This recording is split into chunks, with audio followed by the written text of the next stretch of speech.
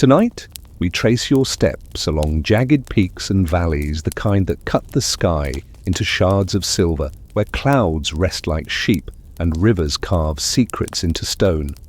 Before we begin, if this little corner of calm has brought you any comfort, feel free to like the video and subscribe only if it feels genuine to you. No pressure. I'd also love to hear from you. Just drop a comment with where you're listening from and what time it is. It's always special to know we're all quietly gathered here from different corners of the world like a family, scattered but still connected. All right, now go ahead and dim the lights. Maybe turn on a fan or a soft hum in the background, something that feels like home. Nestle in, get cozy, and let's ease into tonight's story together. You trudge along ancient tracks where the Alps rise like an unbroken wall, their crags and glaciers shaping the lives of those who dwell below. It's the early Middle Ages, long before Switzerland has a name to carry, and these mountain valleys are home to tribes scattered like stars, Alemanni, Ratians and remnants of Celtic clans. You can almost smell wood smoke from their hearths, a mix of pine and goat hair, as they cling to small clearings hemmed in by forests thick enough to swallow the sun. Their loyalty, it's as slippery as a wet rock. They swear fealty to distant kings, sometimes Frankish, sometimes Holy Roman, but really they just nod and get on with tending cows and surviving winters, so brutal they could freeze time itself. The Roman roads still snake through some passes, ghostly reminders of empire. You picture merchants hauling salt and wine while whispering about bandits lurking behind the next bend. One mainstream historical fact stands out here. Even after Rome's collapse, these trade routes remained vital, linking Italy to the rest of Europe, making whoever controlled them rather rich, or at least less poor, than the next valley. Yet control is a fragile word in the mountains. Emperors send envoys and tax collectors, but their writ fades with every step up the slope. There's a quirky tidbit you can't help but grin at. In some remote areas, people used to hollow out tree trunks to use as portable beehives, hauling them up and down the slopes to coax honey out of the fickle seasons. Imagine trudging uphill with a buzzing log on your back. Talk about sweet labor.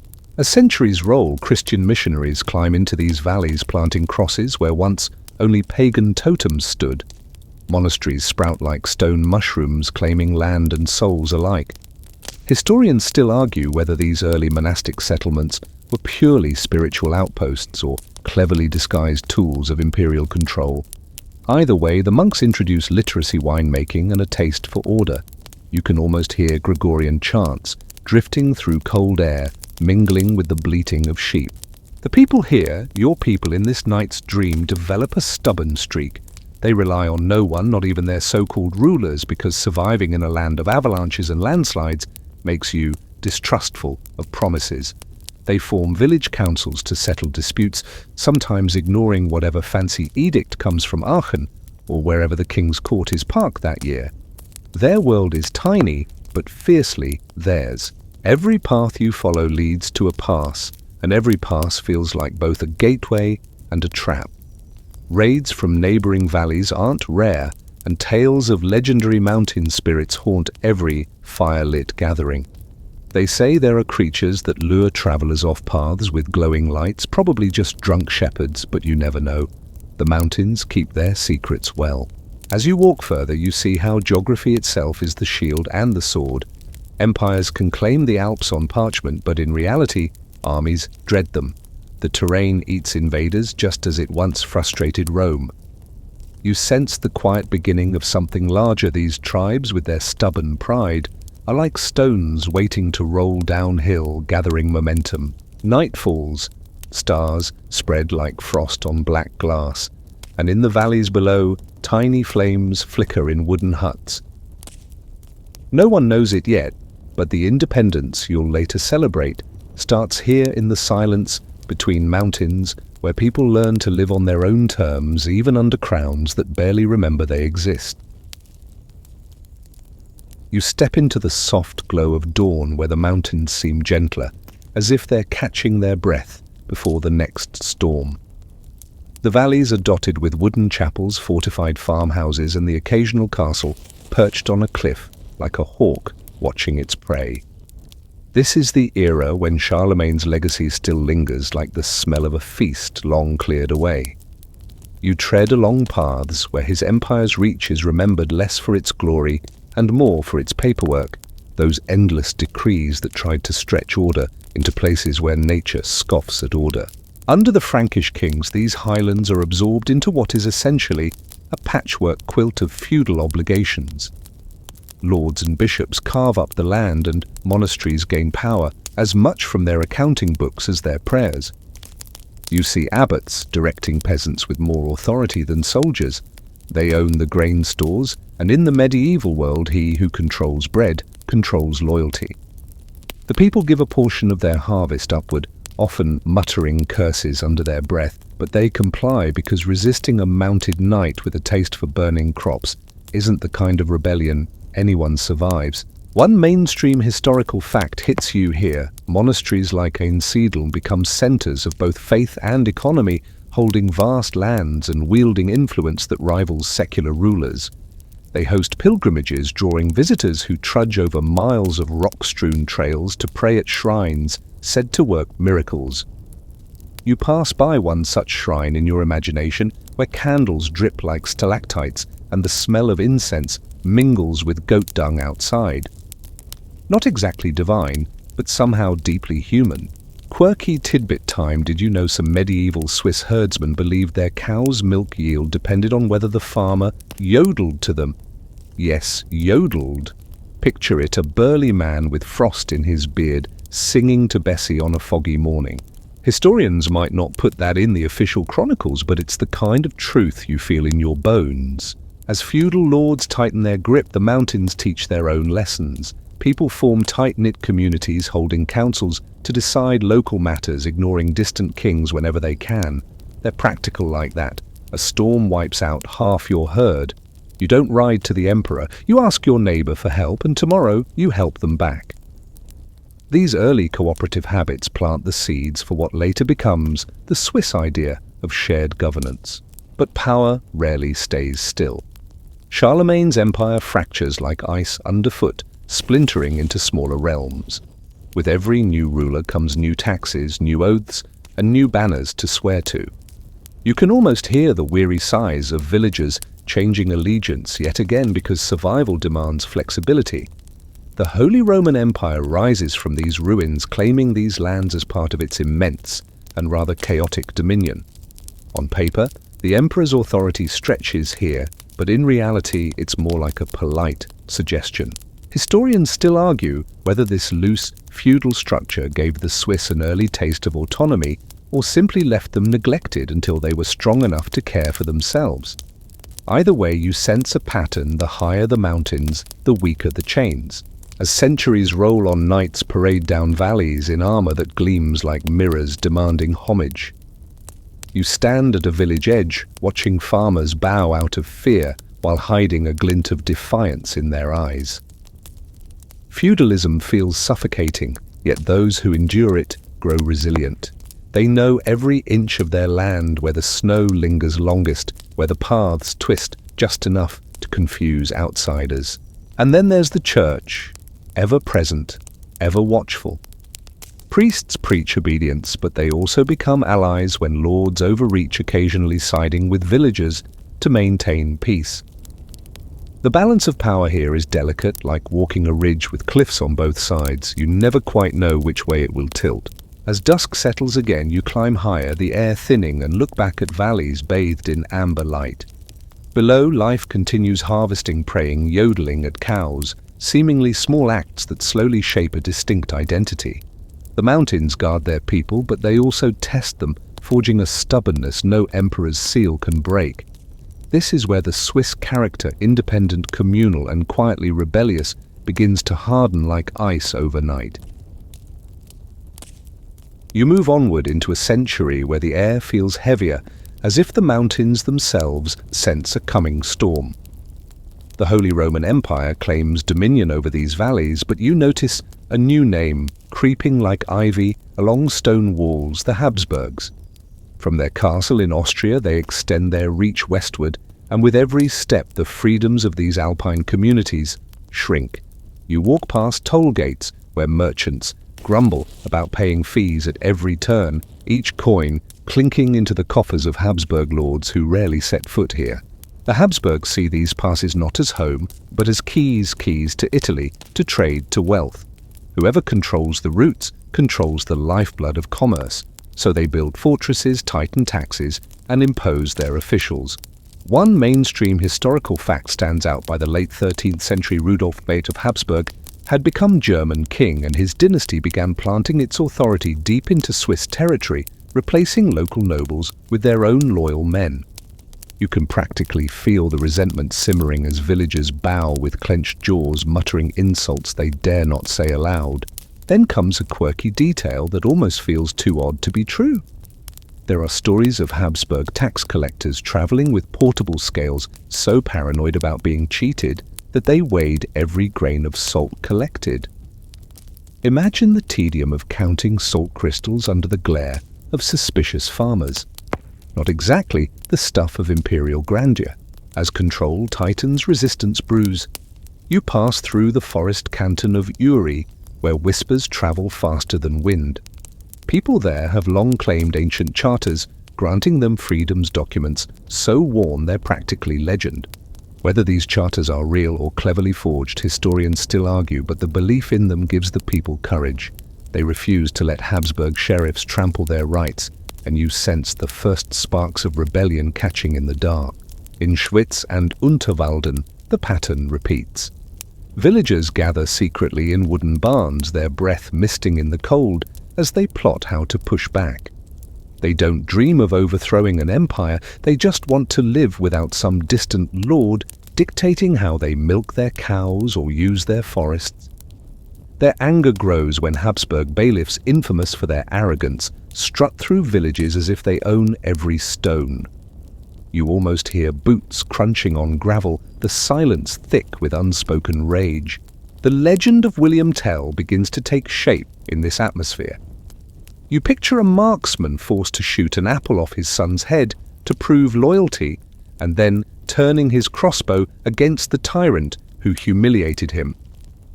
Historians still debate whether Tell ever existed or if he's a symbol stitched together from multiple acts of defiance. But myth or not, his story spreads like wildfire, giving people courage to stand tall. Habsburg power is not unchallenged. Nature itself sides with the locals. Rockslides, block passes, avalanches wipe out troops, and the sheer hostility of the terrain frustrates every attempt at control. The people use the land as their ally, learning every hidden path, every ridge where an ambush might succeed.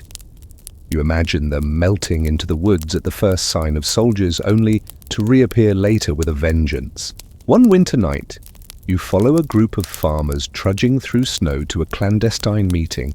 They carry lanterns wrapped in cloth to hide the light, their voices low but steady. They swear oaths to defend one another, to resist tyranny, to preserve the freedoms their fathers claimed. You feel the power of this moment, the birth of something larger than any village, yet still rooted in the soil beneath their feet. The Habsburgs, confident in their might, dismiss these murmurs as trivial, but as you look at the mountains silhouetted against the moon, you know better. These peaks have a way of swallowing armies and spitting out legends. The grip may be tightening, but the harder it squeezes, the more these people learn to fight back.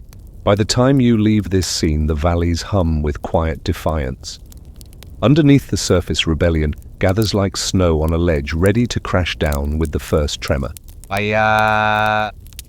You slip into a night where mist drapes the valleys like a veil, and the moon hangs low, casting silver streaks on the dark waters of Lake Lucerne.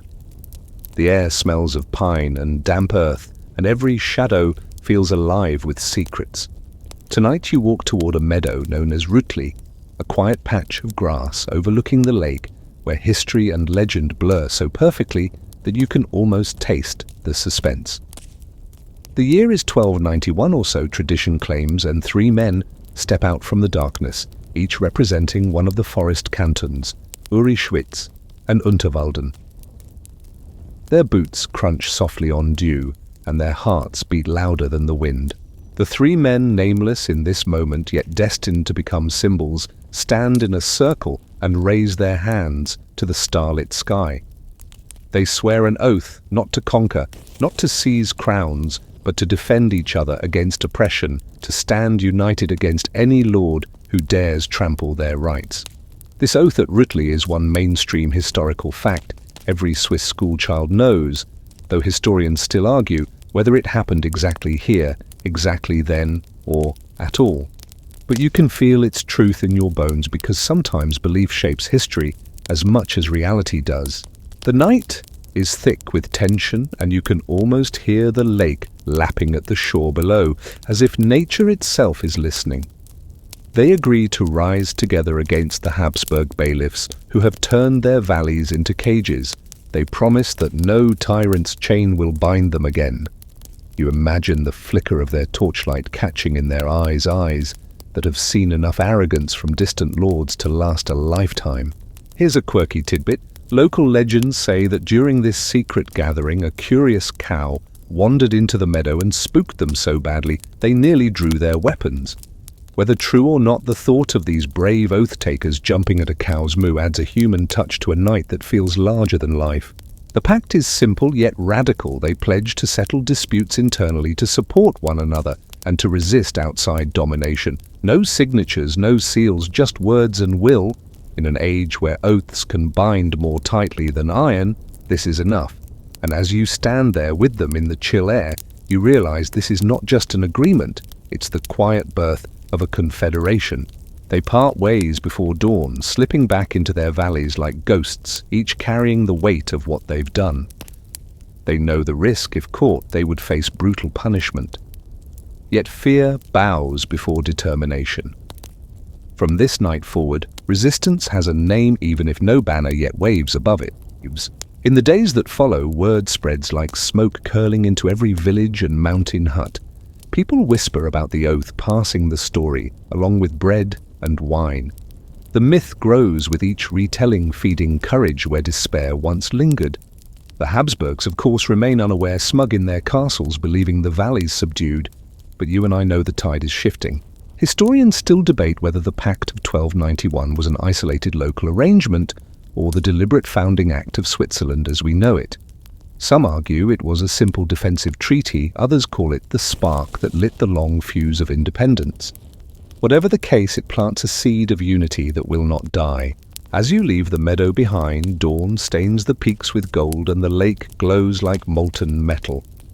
The oath lingers in the air, quiet but unshakable, echoing across centuries. From here on, every stone, every tree in these valleys seems to hum with defiance. The confederation is still fragile, still hidden in shadows, but it has begun, and no empire, not even the mighty Habsburgs, can fully extinguish it now. You follow the narrow track up a slope where dawnlight creeps over the ridges, revealing a landscape raw with anticipation. It's 1315, and the meadow at Rutley is no longer just a whispered legend, it's a living call to arms. You march with peasants carrying pikes made from farm tools, their faces weathered by wind and hardship, their hearts pounding with something far fiercer than fear. Tonight they are not mere villagers, they are defenders of their freedom, ready to face the armored might of the Habsburgs at a place called Morgarten. The Habsburg Duke, Leopold I, confident in his superiority, sends his knights to crush the rebel cantons. His army is a glittering force, lances gleaming, banners snapping in the cold air. You can almost hear the clatter of hooves and the snorts of war horses, a sound that usually makes peasants scatter. But here the mountains tilt the odds. The locals know every twist of the terrain, every hidden path, every narrow choke point. And they've chosen Morgarten Pass as their stage. The morning is cold, the ground damp, the air filled with the scent of pine. You crouch alongside the Swiss fighters as they wait above the pass, hearts pounding so loud you swear the knights might hear. They've built barricades from logs and rocks positioned where the road narrows to a death trap. The knights, clad in heavy armor, ride unsuspecting into the bottleneck. Then, with a shout that splits the mountain air, the trap is sprung. One mainstream historical fact remains clear. The Battle of Morgarten is a stunning victory for the Swiss. A ragtag militia defeats the flower of feudal chivalry, shaking the confidence of an empire. The Habsburg dream of crushing the Confederation shatters on those rocky slopes. And here's your quirky tidbit. Local lore claims that after the battle, some fighters celebrated by drinking mead straight from their helmets, an act both defiant and, well, mildly unsanitary. Whether it's true or just the kind of story told after too much drink, it adds a grin to an otherwise bloody morning. Historians still argue whether Morgarten was a turning point that forged Swiss identity or simply a lucky strike amplified by legend. Some say the terrain won the battle more than the fighters did, but as you stand there among them watching smoke rise and hearing victorious shouts echo across the valley, you know it's more than luck. It's courage, unity, and the unshakable belief that even a farmer with a pitchfork can topple a knight if he fights for home. The aftermath spreads fear through noble courts. Dukes and emperors grumble, plotting revenge, but they also take note these mountain folk are not to be underestimated. The Confederation grows bolder, treaties multiply, and the memory of Morgarten becomes a rallying cry. As dusk falls, the survivors return to their villages, tired but triumphant. They lay down their weapons, pick up their tools, and life resumes, yet nothing is the same. The mountains seem taller now, the air sharper, the stars brighter, as if the land itself rejoices. You walk among them feeling the quiet pride that hums in every heart. The victory is not just theirs, it's the beginning of something much greater. You leave the past behind as night swallows the peaks, knowing this battle has echoed far beyond the valleys, shaking the very idea of feudal invincibility. And somewhere far away in a castle, a Habsburg lord stares into the fire, realizing his grip on these stubborn mountains is slipping like snow in spring. You follow the winding river down into valleys where markets bustle and villages hum, their wooden houses lined with flower boxes as if to mask the memory of blood spilled at Morgarten. Years pass, decades even, and the small alliance of forest cantons begins to grow like ivy creeping over stone. You watch as neighboring regions Lucerne, Zurich, Glarus, Zug, and Bern are drawn into the orbit of this strange experiment, this confederation that is neither kingdom nor empire, but something far more stubborn. They join not through conquest, but through pacts, each one stitched together with promises of mutual defense and autonomy. The map slowly shifts like a quilt stitched from mismatched pieces that somehow fit. The expansion is not without friction. Each canton has its own traditions, its own sense of pride, and the agreements binding them are as fragile as spider silk. You wander into a town hall in Bern where the air smells of parchment and heated arguments. Merchants want low tolls to keep trade flowing, farmers demand protection of grazing rights, soldiers push for more defenses. The Confederation is like a family dinner where everyone talks at once, yet somehow the table stays upright.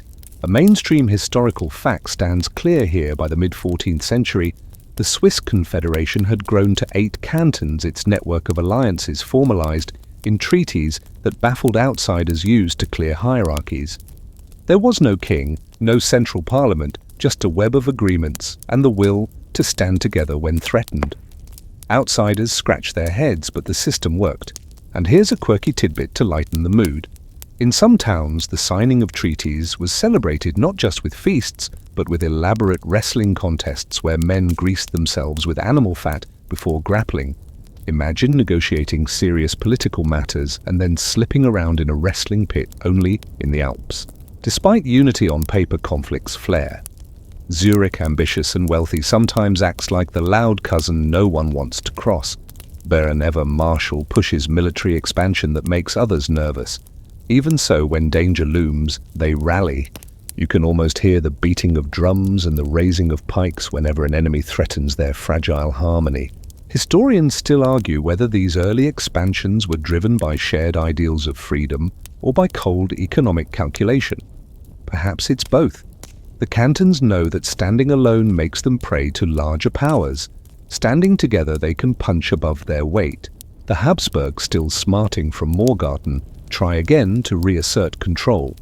They send armies, they impose blockades, they flex their imperial muscles, yet each time the Confederates fight back with the tenacity of mountain goats clinging to cliffs. Battles like Sempach in 1386 echo Morgarten's defiance, with peasants breaking knights' lines through sheer grit. You watch a farmer-turned-soldier named Arnold von Winkelried, at least as the legend goes, throw himself onto enemy spears to open a path for his comrades. Whether he truly existed or became a symbol, his sacrifice is woven into the Confederation's story. Between wars, life settles into rhythms of trade and agriculture.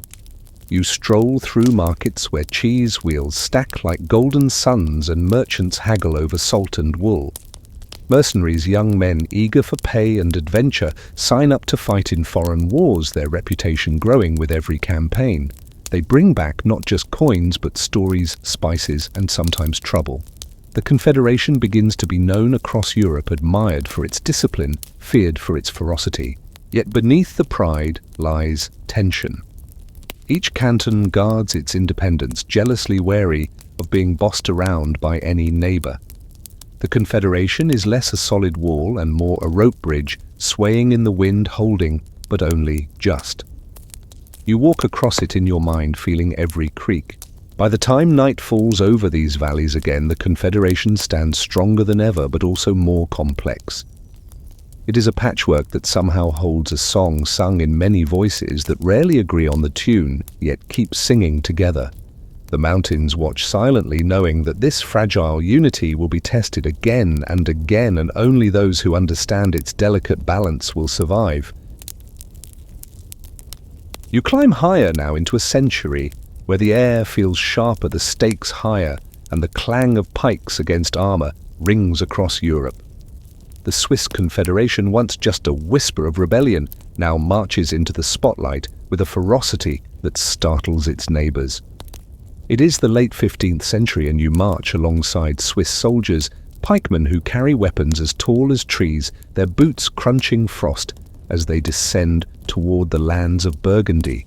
The enemy, Charles the Bold, Duke of Burgundy, a man who dreams of building an empire to rival France and the Empire alike. His ambition is as dazzling as his jeweled armor, and his clash with the Swiss will shake the balance of power. You feel the tension as armies converge at Grandson in 1476. The Swiss outnumbered face Burgundian forces decked in glittering plate cannons glinting in the sun. You can almost taste the fear, yet also the stubborn confidence in the eyes of these mountain men. When the fight begins, the ground shakes with the roar of guns, the clash of metal, the cries of men. But the Swiss advance like an unstoppable tide, their pikes bristling like a living wall. The Burgundians, shocked by the sheer determination and discipline of what they had dismissed as peasants, break ranks and flee. The victory at Grandson is followed by an even greater triumph at Merton. You watch the Swiss charge, pushing Charles's forces into the lake, the water swallowing the remnants of his pride. By the time they meet again at Nancy in 1477, the Swiss and their allies crush Burgundy so completely that Charles himself dies on the battlefield, his frozen body found days later. One mainstream historical fact rings clear: the Burgundian Wars not only end Charles's ambitions, but also elevate the Swiss to legendary status as one of the most feared infantry forces in Europe. Here's a quirky tidbit for you to smirk at after the victory at Grandson. The Swiss stumbled upon Charles's extravagant war camp filled with luxury goods, silks, gold, fine wines. Many soldiers reportedly stuffed themselves so full of Burgundian delicacies that they could barely march home. Not bad for a day's work. The battles forge something more than military fame. They forge unity. The cantons, once prone to bickering, now realize the strength that comes from standing shoulder to shoulder. The victories are celebrated in markets, sung about in taverns, and remembered in murals splashed on town halls. You walk through Bern, where merchants beam with pride and farmers tell their children bedtime stories about how their fathers humbled a duke. Still, historians argue whether these wars truly unified the Confederation or simply gave it a shared set of legends. After all, the cantons still squabble, still distrust one another's ambitions. Yet there is no denying that the victories make them confident, perhaps too confident. With fame comes a taste for mercenary work. Swiss soldiers become prized across Europe, hired by kings and popes, their pikes cutting paths through battlefields from France to Italy. The Confederation profits, but it also becomes entangled in foreign conflicts that have little to do with its valleys. As you wander through a bustling camp, you hear songs sung in many dialects, laughter mingled with the clinking of coins. These soldiers carry the pride of Morgarten and Sempach, but also the greed that comes with success. They are both heroes and hired blades, and that duality will haunt the Confederation for centuries. The Burgundian Wars leave Europe stunned. France and the Holy Roman Empire, long wary of Burgundy, quietly thank the Swiss for removing a rival. The Habsburgs watch carefully, no longer underestimating the mountaineers who had once seemed like troublesome peasants. The mountains you pass through at night feel taller, as if standing in salute to the courage that reshaped European politics. As stars prick the velvet sky, you think back to the oath at Rütli and the narrow pass at Morgarten. Those moments felt fragile, uncertain. But now, after Burgundy's fall, the Confederation walks taller, its name carried on the wind. And yet, in the quiet of the valleys, you sense the old tensions stirring religion, identity, and the lure of foreign gold. The victories have strengthened the Confederation, yes, but they have also sown the seeds of new tests to come. You follow the soldiers home now, watching them return from foreign fields, with gold in their pouches and scars hidden under their tunics. The Burgundian Wars have made them legends, and kings across Europe line up to hire Swiss pikemen. You walk past camps outside Milan where these men drill with a precision that makes seasoned generals stare in awe. The clatter of pikes hitting the ground in unison echoes like a drumbeat of power. In France, in the Papal States, in countless corners of war-torn Europe, the Swiss name becomes synonymous with discipline and ferocity. Yet as you move through this era, you notice the strange tension between pride and dependence. These mercenaries, Reisläufer they are called, bring back wealth that fuels their towns, but also questions about who they truly fight for. One mainstream historical fact is clear: by the early 16th century, Swiss mercenaries were so integral to European warfare that even the Pope formed the Swiss Guard, a corps that still protects the Vatican today. The world admires them, fears them, and pays them handsomely. You wander through bustling markets where coins clink, fabrics shine, and merchants haggle in dialects from every corner of Europe. The Confederation grows rich not only from mercenary contracts, but from trade flowing along its mountain passes. Towns like Zurich and Basel thrive, their streets filled with guild halls and clock towers. You can almost smell fresh bread, mingling with the scent of tanned leather and ironwork as craftsmen show off their skills. The Alps, once barriers, now serve as gateways, bringing wealth to those who know how to use them. But pride has its shadows. Quarrels simmer between the rural forest cantons and the wealthy urban centres. Farmers resent city elites who seem to profit more from foreign adventures than they do. In taverns, you hear murmurs that the Confederation's soul is being sold one mercenary contract at a time. Historians still argue whether this mercenary tradition strengthened Swiss independence through wealth or weakened it by tying the cantons to outside powers. Here's a quirky tidbit: in some battles abroad, Swiss soldiers were known to carry small wooden cows as lucky charms, a reminder of home and the simplicity they left behind. Imagine hardened warriors marching with little cow figurines tucked in their packs. It's almost tender in a gruff way. As you continue walking, you notice how wealth changes the rhythm of life. Inns spring up along trade routes, offering warm stew and strong ale to travelers. Markets swell with spices and silks from distant lands. Town councils grow bolder, asserting their authority in ways that make the old feudal order look increasingly irrelevant. The Confederation is no longer a collection of scrappy rebels. It is a force with money, influence, and confidence.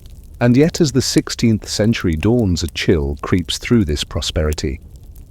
The pike formations that once terrified knights are beginning to meet their match in gunpowder and artillery.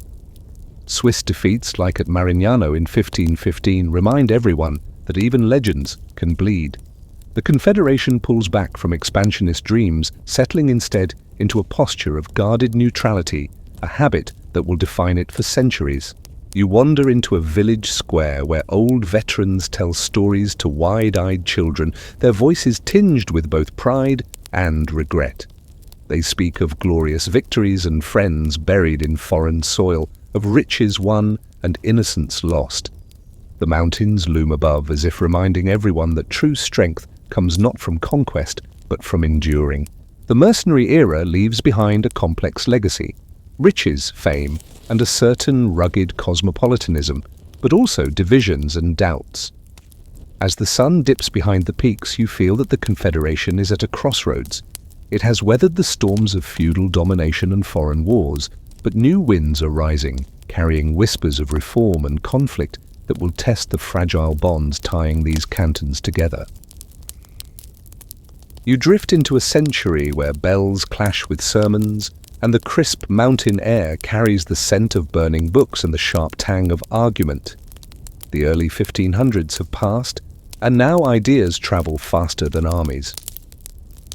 You wander through Zurich, where a preacher named Huldrych Zwingli steps into the pulpit, his voice slicing through the old order like a blade. He speaks of reform of scripture over tradition of breaking away from Rome's grip. The townsfolk listen, some with awe, others with fear, and you realize the Alps are about to echo, not just with war cries, but with debates that will split families, villages, and cantons.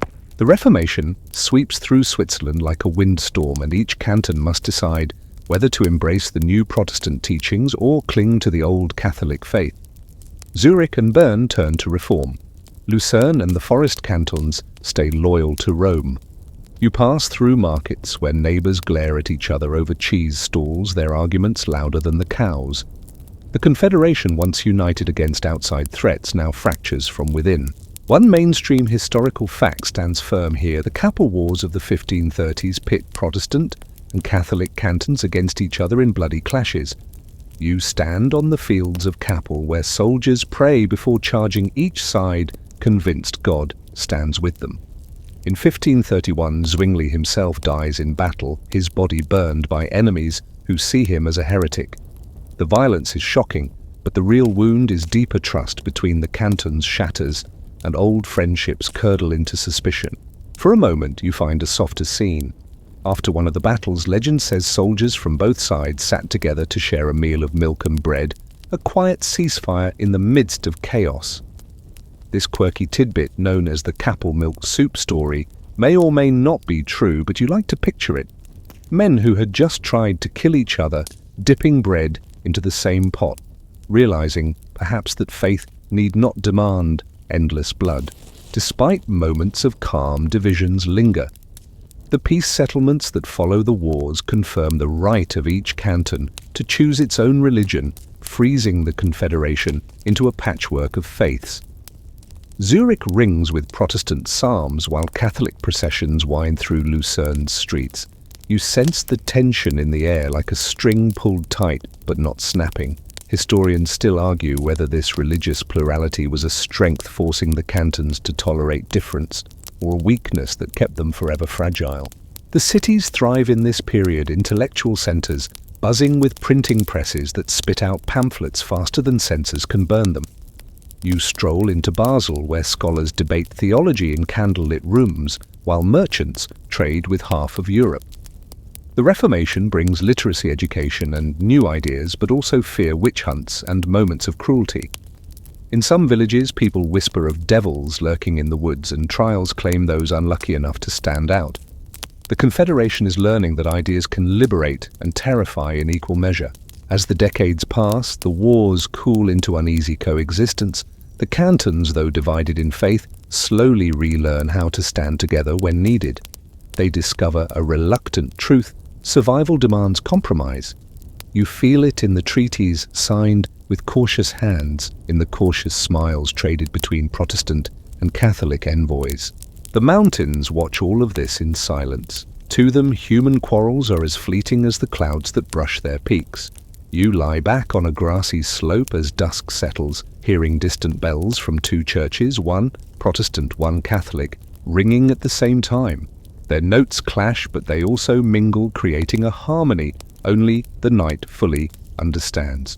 The Confederation emerges from this era, scarred but still standing, its identity more complex than ever. It is no longer just a band of rebels or mercenaries. It is a mosaic of beliefs, each piece stubbornly holding its place.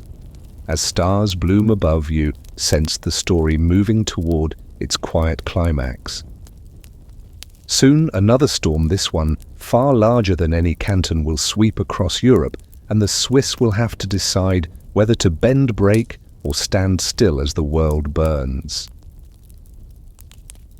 You step into a world torn apart by one of history's longest and darkest conflicts. It is the 17th century now, and the 30 Years' War rages across Europe like a wildfire that refuses to die. You watch armies march under countless banners, towns burn, and famine stalk the land. The Holy Roman Empire splinters into chaos, and the Alps, always a shield, now seem like an island of uneasy calm in a sea of destruction. The Swiss Confederation, battered by past divisions, faces the question: will it be pulled into the storm, or will it hold fast to its own path? The cantons watch nervously as Protestant and Catholic states slaughter each other in the name of faith and power.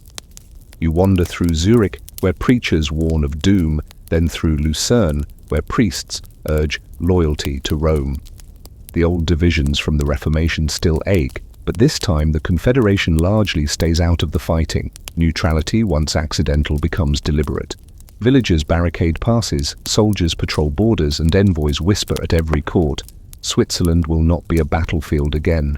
A mainstream historical fact anchors this moment. In 1648, with the signing of the Peace of Westphalia, Switzerland is formally recognized as independent from the Holy Roman Empire. The ink on that treaty seals what the mountains and the people have long claimed in practice.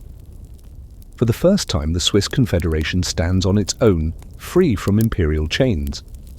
You stand among the envoys at Münster, feeling the weight of centuries lift like fog burning off in the sun. And there's a quirky tidbit from these negotiations too.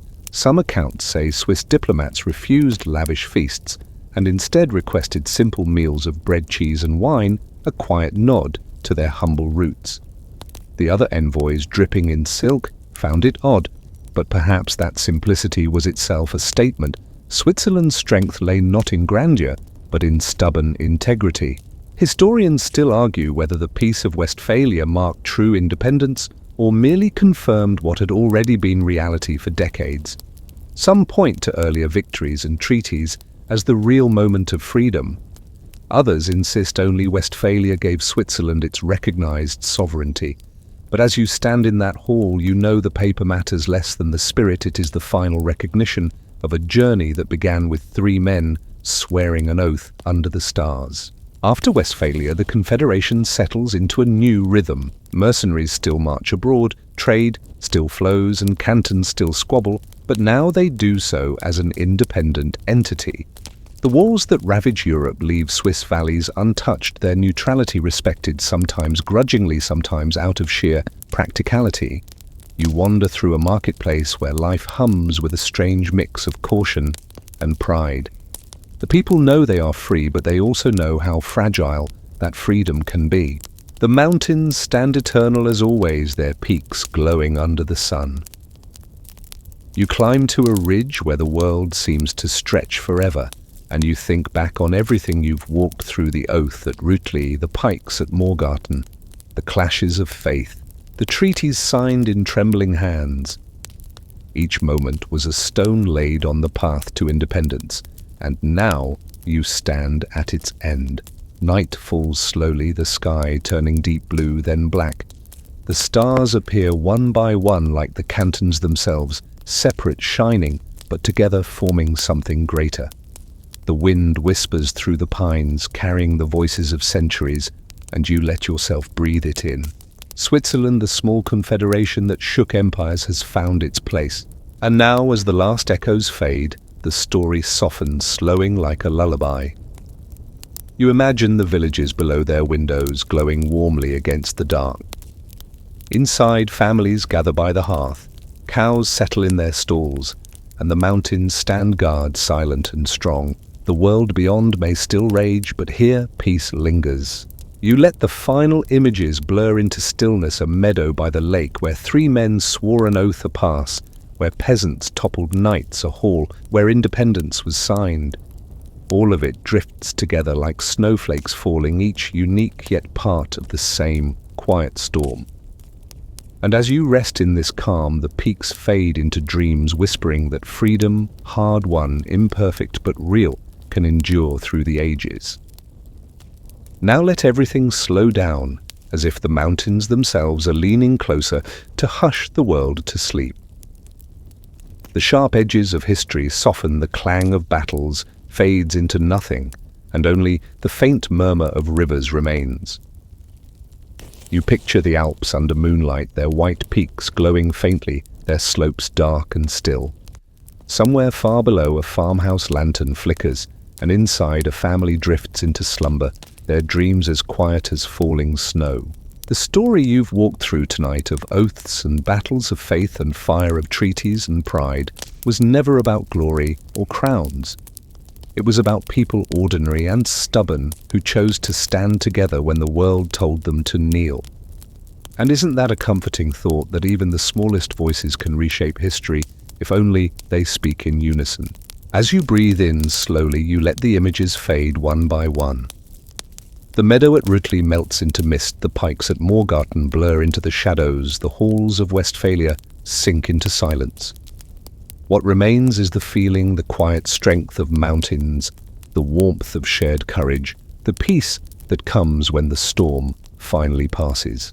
You settle deeper into your pillow, now letting the rhythm of your breath match the gentle pulse of the story. Outside, maybe a breeze stirs, maybe a star winks through the clouds. Everything is calm, everything is safe, and the long journey of Switzerland's independence has come to rest just as you are about to. So close your eyes, let the last threads of this tale weave into your dreams, and know that you are exactly where you need to be, still warm and at peace. Sweet dreams.